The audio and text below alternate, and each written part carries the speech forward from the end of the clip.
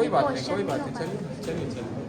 पाता। और लॉ का जो पेपर होता है ना, उसका क्वेश्चन का राइटिंग प्रैक्टिस, मतलब डेली कम से कम एक क्वेश्चन का प्रैक्टिस करो जरूर, क्योंकि अभी तुम्हारा फाउंडेशन है, कभी पहले लॉ पढ़े नहीं हो, तो अभी स्टार्टिंग में लॉ पढ़ रहे हो, तो उसका जो लैंग्वेज लिखने का जो तरीका होता है ना, वो सबसे ज्यादा इंपॉर्टेंट होता है। ये नहीं कि मेरे को बुक का ही पूरा रटा रटाया नहीं होना चाहिए, तो कोई रट नहीं सकता है बुक को। सबसे पहली बात तो तुमको उसको समझना पड़ेगा, और जब तुम बहुत ज्यादा बार उसको पढ़ोगे ना, 4 बार 5 बार कोई भी चैप्टर को, तो तुमको समझ में आ जाएगा कि यार ये इसका कीवर्ड है, अब वो माइंड में रिवॉल्व करने लगेगा, और फिर तुम खुद से ही आंसर लिख दोगे।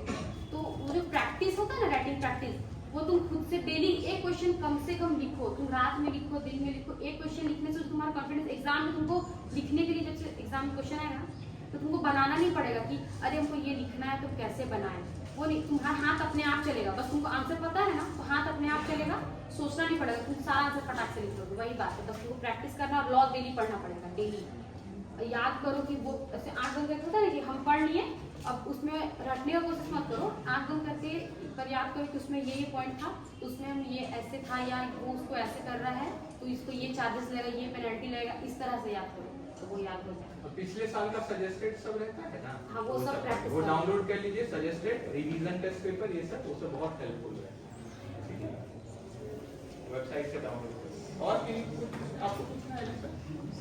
और किसी को कुछ भी पूछना है केसर से?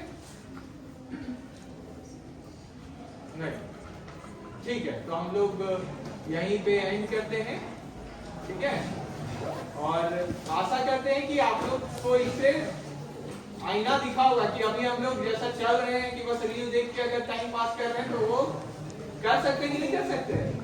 नहीं, टाइम वेस्ट नहीं कर सकते, थोड़ा देखना ठीक है, पर उसी में लगे रह के